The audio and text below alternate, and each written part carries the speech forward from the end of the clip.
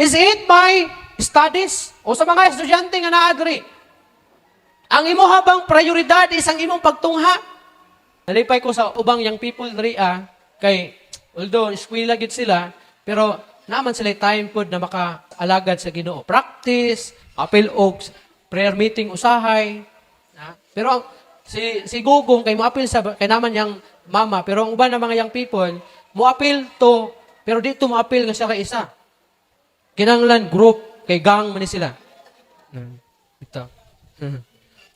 So mo na nga kinahanglan okay kaayo nga imuhang tagahaag pagpakabana ang imong pag-eskwela kay para mahimong nindot ang dagan sa imong kinabuhi in the future. Pero kung ang imong studies na lang mao'y imuhang gitagaan o gimbugaton diha sa imong kinabuhi unless priority na nimo ang Ginoo, diha ta magka-problema.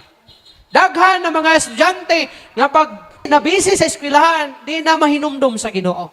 Ang focus na lang, mao na lang ang pagtarong sa iyang grado unya dito sa eskwelahan. Imagine mo, magunahuna nga ma-perfect, kanabitang maka-award dito sa eskwelahan kay tag-as og grado, nakahimo sa tanan ng mga assignment, nakahimo sa tanan ng mga project, pero wa gid siya magunahuna nga naamountay award pud ang pag-alagad sa Ginoo.